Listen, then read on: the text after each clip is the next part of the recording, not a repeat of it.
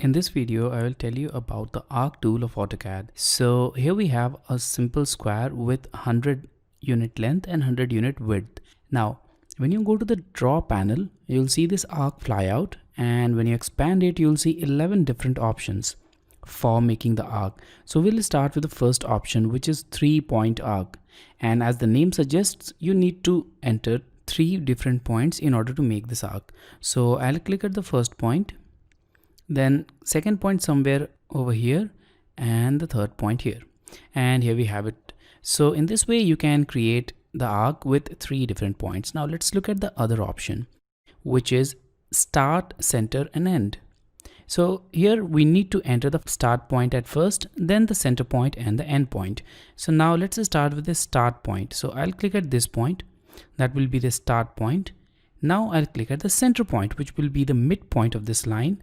And now you'll notice that the arc is being formed in anti-clockwise direction, just like this.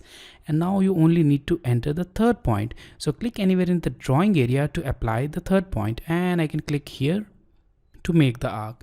And here we have it. Now let's go to the other option here, and here we have this start, center and angle. Now before making this arc, I'll simply erase both of these arcs which we have made, and now select this start, center and angle. So once again we need to first click on the start point, then the center point, and now the angle. Now this will be the included angle of the arc. Now you can enter the included angle directly by clicking anywhere in the drawing area, or you can also type the angle. So in this case, let's say that we want to make an included angle of 30 degrees. So I'll simply type 30 on the command line and press enter. And here we have it. Now what included angle is actually, so let's make a line to show it more clearly. So click on the line tool, and now go to the center of arc and make this line. Now the angle which is in between this line and this line is of 30 degree, and you can verify it with this angle tool. So let's zoom into this area, and here you can see that the included angle is 30 degrees. So now let's remove it completely. And now let's look at other options here.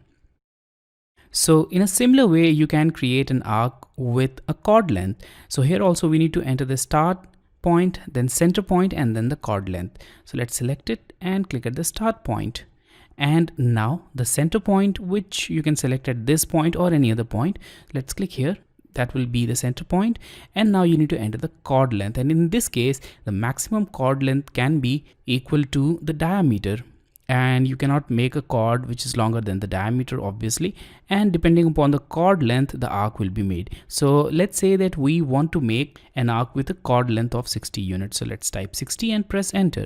So now in this case, the length of this line, the line joining this endpoint of arc and this endpoint of arc, should be equal to 60 units. So that is the chord, and this is the chord length here in this case, and the length of this chord is 60 units. So let's erase it. And let's look at other options. So now we have these options in which we generally need an angle. So here also we have this start point, end point, and then angle. So let's click on this start point, then the end point, not the midpoint. So here I'm clicking for my end point, and now we need to specify the angle.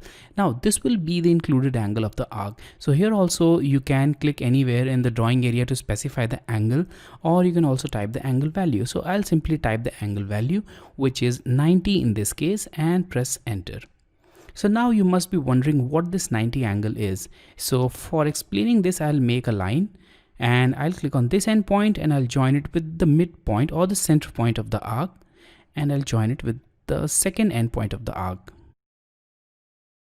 Now the angle between this line, let's erase this extra line. So now the angle between this line and this line should be 90 degrees.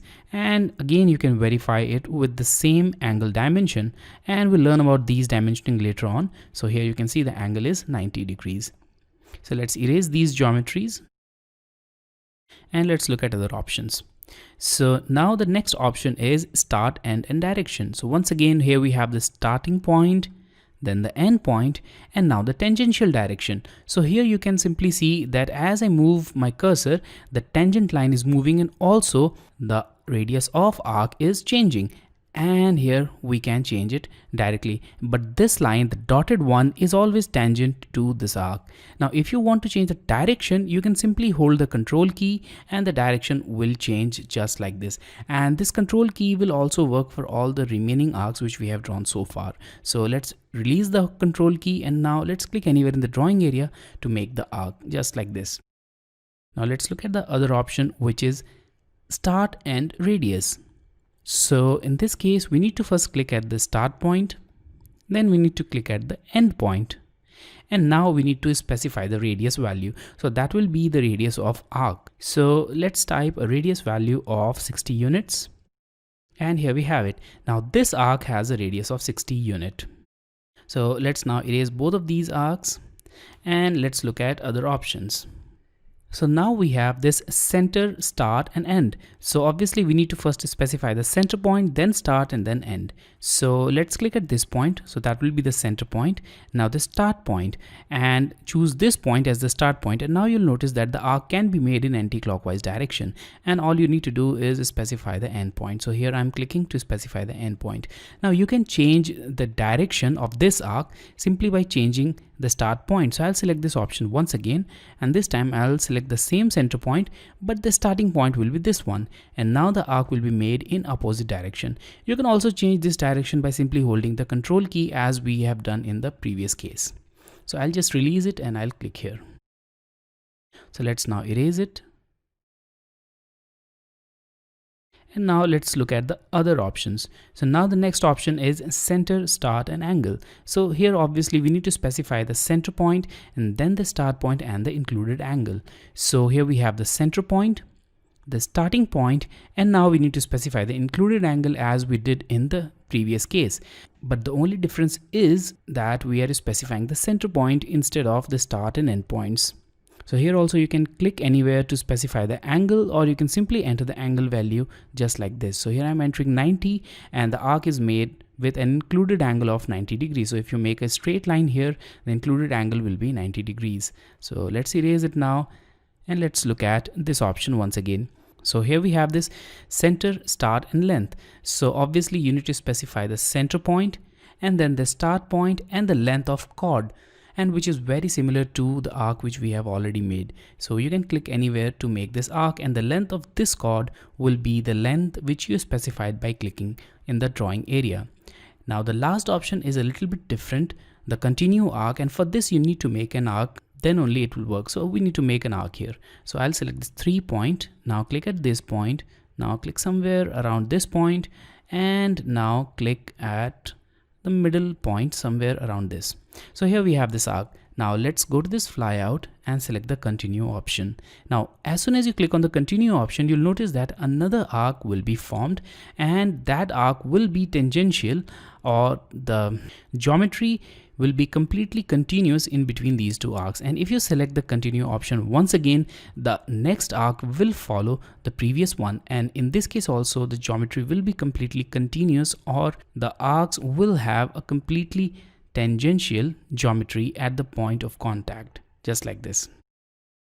So this was all about creating arc with different options of the arc flyout. So you can use any of these options depending upon the geometry which you want to make, but the most frequent one are the 3-point arc, the start end radius and the center start end, which I mostly use, but you can obviously use other options depending upon the situation.